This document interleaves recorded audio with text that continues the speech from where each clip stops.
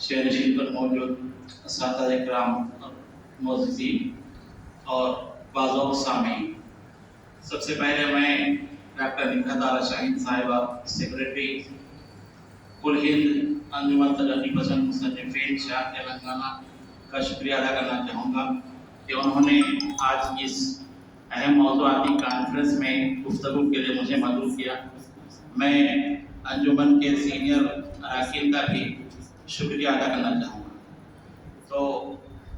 आज जो मौजू दिया गया है निसाब में तब्दीली और उससे मुताल्लिक़ मसाइल, आज के इस मौजू से मुताल्लिक़ कुछ हकीकतें बयान करते हुए कुछ ऐसी तजावीज़ पेश करना चाहूँगा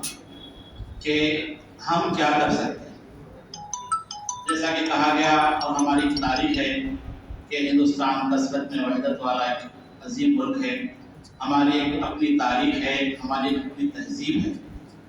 कहा जाता है कि जो कौमें अपनी तारीख पर खड़ी नहीं होती, जो कौमें अपनी तारीख की बुनियाद को महफूज नहीं रखती, वो कौमें तरक्की नहीं कर सकती। तो हमारा एक शानदार मादी रह चुका है। तो निसाब से मुराद क्या है कि किसी भी मुल्क में जो अफराद होते हैं, जो नौजवान होते हैं, जो बच्चे होते हैं, उनकी ऐसी ज़हनी तरबियत की जाए कि वो इस मुल्क का असासा बने। तो हिंदुस्तान की तारीख में पहली मर्तबा अंग्रेज़ों ने निसाब को बदल कर अपना इक़्तिदार मजबूत करने की कोशिश की। हम लोग जानते हैं कि जब अंग्रेज़ हिंदुस्तान पर काबिज हुए तो उनको महसूस हुआ कि यहाँ के लोगों पर हुकूमत करने के लिए ज़रूरी है कि उनको उनकी बुनियादी जड़ों से काटा जाए। तो हम जानते हैं कि लॉर्ड मेकाले का जो तालीमी निज़ाम है, उस वक्त से ये कोशिश शुरू हुई कि इस मुल्क के जो लोग हैं उनको अपने गिरफ्त में लाने के लिए उनको एक ऐसा निसाब पढ़ाया जाए, उनकी एक ऐसी ज़हनी तरबियत की जाए कि वो अपनी बुनियाद से कट जाए। साबिक़ा जो मुल्क हमारा था उसमें पंजाब जो एक बड़ा इलाका था, उसके बारे में भी ये बात तारीख में मिलती है कि वहाँ के लोग, उम्मन हिंदुस्तान के लोग अच्छे पढ़े लिखे थे, और हमारी तारीख में कि कई दानिश्वर माहिर उलूम यहाँ से पैदा हुए। तो पंजाब में एक ऐसे अंग्रेज़ अफसर को लगाया गया, तो उसने जायज़ा लिया कि यहाँ के लोग अरबी, फ़ारसी और मुकामी ज़बान पढ़ते हैं और उनकी अपनी तहजीब है। तो उसने अपनी हुकूमत को मजबूत करने के लिए 50 साल का वक़्फ़ा मांगा और उसने लोगों पर ऐसा निसाब साजिद किया और ऐसी कोशिश की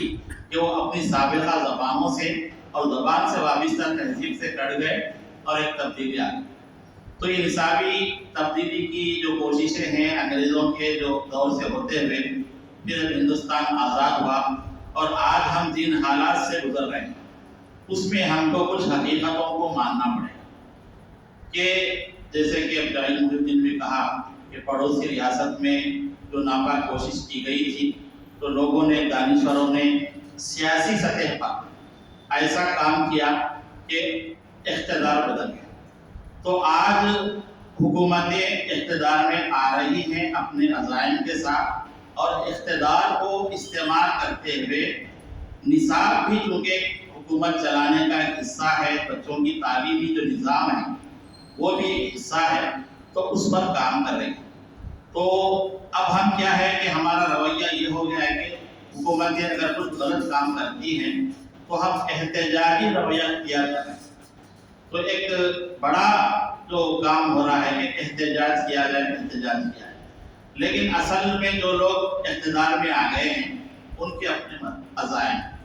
तो मौजूदा जो काम हो रहा है निसाब में तब्दीली का, अब हमको मानना पड़ेगा कि वज़ारत फ़रोग़ इंसानी वसाइल और उसके तहत NCERT और एक इज्तिमाई तौर पर एक शऊर बनाया गया कि हमको इन मौज़ूआत को निकालना है और इन मौज़ूआत को शामिल करना है। देखिए कि हम मुल्क में रहते हैं, हम रियासत में रहते हैं, और यहाँ का जो तालीमी निज़ाम है हुकूमत की जानिब से मुदव्वन करदा है, उसमें जो निसाब तैयार किया गया है उस निसाब को बच्चों को पढ़ना लाजमी है, असातिज़ा को पढ़ाना लाजमी है। अब इससे मफर नहीं है क्योंकि इम्तिहान पास करने के लिए वही लिखना पड़ेगा।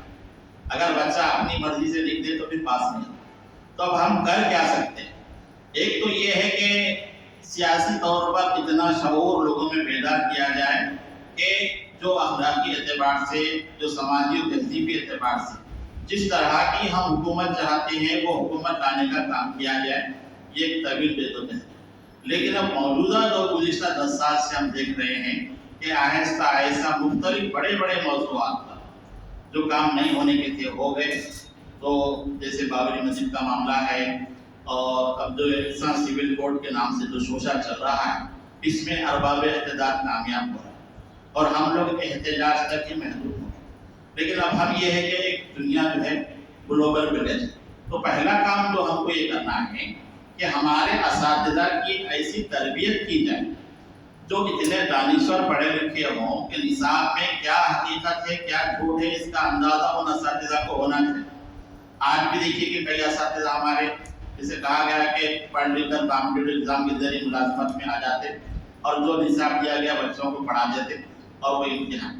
تو ہمارے اساتذہ کی ایسی تربیت ہو کہ وہ جو نصاب ہے اس کے پس پردہ جو جھوٹ ہے اور حقیقت کیا ہے ان باتوں کو پڑھانے کی ان کی تربیت ہے۔ تو دیکھیے کہ ہمارے پاس ایک ریاست میں آئیٹا کے نام سے ایک تنظیم اساتذہ آل انڈیا آئیڈیل ٹیچرز ایسوسی ایشن۔ تو یہ لوگ کیا ہے اساتذہ کو اخلاقی اعتبار سے اور تعلیمی اعتبار سے اس طرح کی تربیت دے رہے ہیں کہ وہ بچوں کو ایسی تعلیم دے کہ اس میں حقیقت کیا ہے، ہمارا ماضی کیا ہے۔ تو ایک کام تو یہ کرنا ہے کہ نصاب ہے اور یہ حکومت ہے، اب ہم پر لادا گیا ہے تو اب اس کو پڑھا کر بچے کو پاس کرنا۔ لیکن ہمارے اساتذہ یہ کام کریں کہ تحریر کے پیچھے تحریر کیا ہے۔ جیسے کہ اخبار میں خبریں آتی ہیں تو ہمارا دانشور طبقہ یہ سمجھتا ہے کہ آج کل دہشت گردی کے نام سے یا تشدد کے نام سے جو کچھ واقعات ہو رہے ہیں، تو میں اکثر بچوں کو کہا کرتا ہوں کہ جب آپ خبر پڑھے اخبار کی تو وہ یہ سوچ کر پڑھے کہ خبر کے پیچھے بھی ایک خبر ہے جو ہم کو پتہ نہیں۔ آج جتنے بھی دہشت گردانہ واقعات ہیں ان کے پیچھے ایک بڑا منصوبہ ہوتا ہے جس کا ہم کو پتہ ہے۔ اب اخبار کی اطلاع کا عام خارج پہ اتنا اثر پڑتا، بھئی اخبار میں آیا صحیح ہے۔ تو آج کل یہ ہو رہا ہے کہ جھوٹ کو اتنا عام کرو کہ جھوٹ سچ ہو جائے، تو یہ تاریخ کو مست کرنے کی کوشش ہے۔ تو یہ بھی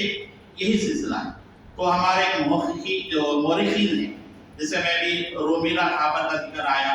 ان کے بارے میں ہم لوگ جانتے ہیں کہ قدیم ہندوستان کی تاریخ پر وہ اتھارٹی رکھتی ہیں۔ تو سومناتھ کے مندر کے واقعے کے تعلق سے ان کی تحریر پڑھ رہا تھا میں صوبے میں،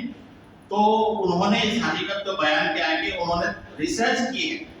اور انہوں نے یہ ثابت کیا ہے کہ اس زمانے میں مسلم بادشاہ جیسے محمود غزنوی کو بدنام کیا جاتا ہے،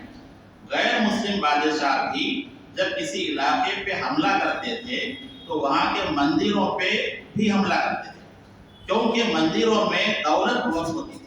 اس کو لوٹنے کے لیے حملہ کرتے تھے اور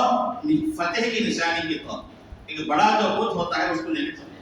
تو اس زمانے میں ایک روایت تھی، عام بات تھی، تو سومناتھ کے مندر پر محمود غزنوی کا حملہ بھی اس دور کے اعتبار سے عام بات تھی، لیکن سلسلہ وار طریقے سے ہندوستان میں مورخین نے اس واقعے کو ایک مذہبی رنگ دے کر محمود غزنوی کو ایک بہت بڑا جابر اور حملہ آور قرار دیا۔ تو اس طرح کے جو مورخین جیسے بھی کہا گیا کہ 120 NCERT میں جو لوگ تھے کہ وہ لوگوں نے جو ہے اس کا حصہ لوگ بنے۔ تو یہ ہمارے مورخین کی ذمہ داری ہے کہ اگر حکومت لازمی طور پر نصاب کا حصہ بنانے کے لیے کچھ چیزوں کو کہے، تو دیکھیے کہ آج دنیا گلوبل ولیج ہے اور آج انٹرنیٹ کا زمانہ ہے۔ اپنی بات پیش کرنے کے لیے ہماری بات کو نصاب میں لانا ہی ضروری نہیں ہے، آپ اپنی بات کو کسی ویڈیو کی شکل میں، کسی مضمون کی شکل میں انٹرنیٹ کے ذریعے پیش کر سکتے ہیں۔ آج ہندوستان کے علاوہ ساری دنیا میں، خاص طور سے مغربی ممالک میں، دانشور طبقہ کوئی بات کو 100% قبول نہیں کرتا۔ اگر کوئی کہہ رہا ہے تو اس کی تحقیق کے لیے انٹرنیٹ سے رجوع ہوتا ہے۔ تو آج ہم لوگ جو ہے ایک کام یہ کریں کہ جن موضوعات پر تنازعہ ہے ان موضوعات کی تحقیق کریں، ان میں حقائق کیا ہے، ان حقائق کو اپنے مضامین کی شکل میں، اپنی تقاریر کی شکل میں، اپنے ویڈیوز کی شکل میں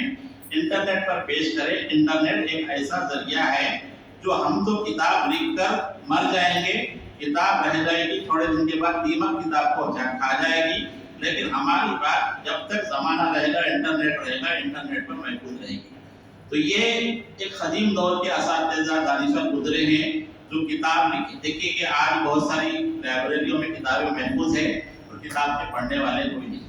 بس لوگ فون کھولیں، اور زمانہ بھی کیا ہے، تفصیلی مضامین لکھنے کا زمانہ نہیں ہے۔ مختصر بات جو ریل کے عنوان سے جو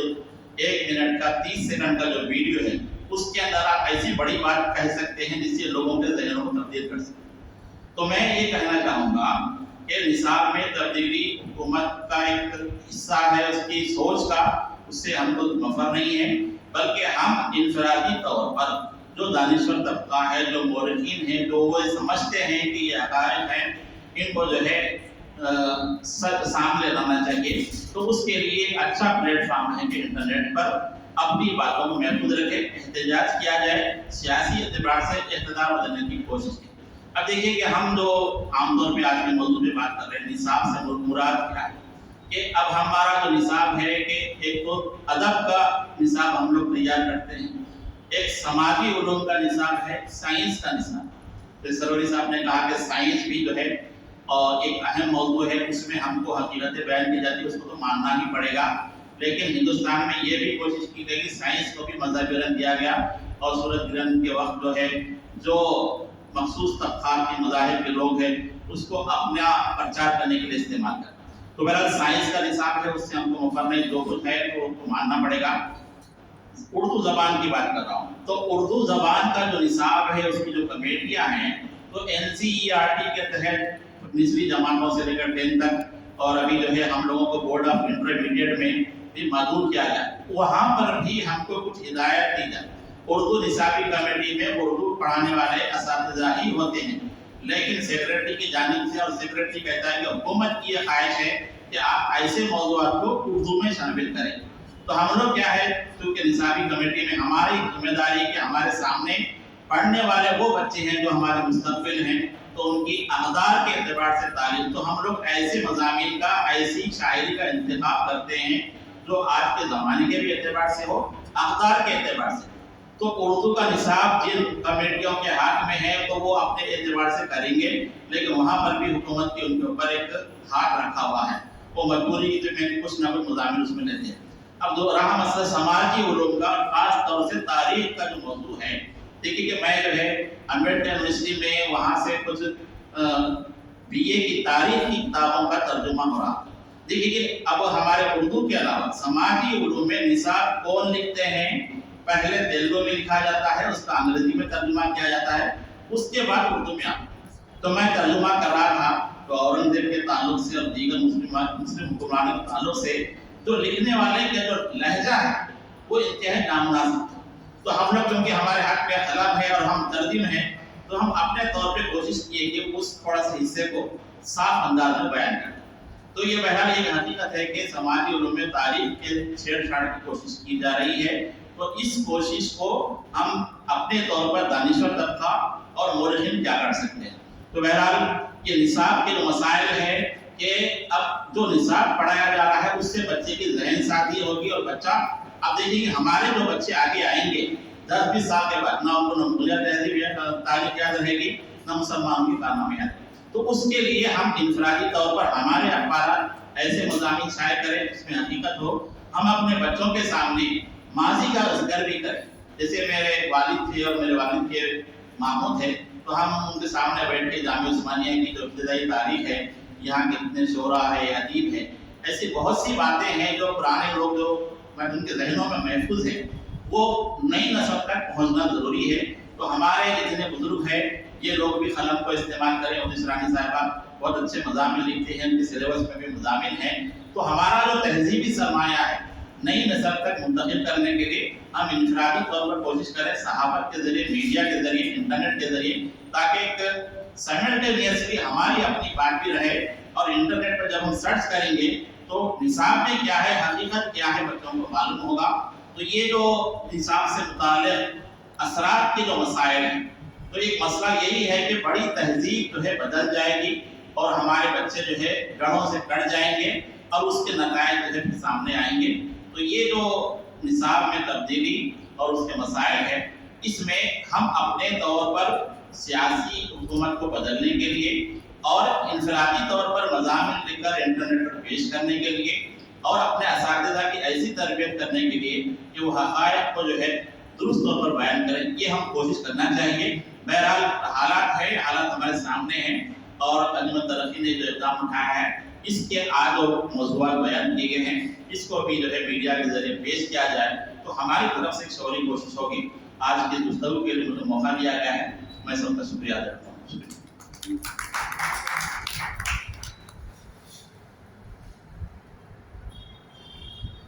بہت اچھی تجاویز پروفیسر اسلم فاروقی صاحب نے پیش کی ہیں، میں بہت شکریہ ادا کرتی ہوں۔ ہمارے PWA یعنی پروگریسو رائٹرز ایسوسی ایشن کے ٹریجرر ہیں بنسی لال سر، میں آپ سے گزارش کرتی ہوں کہ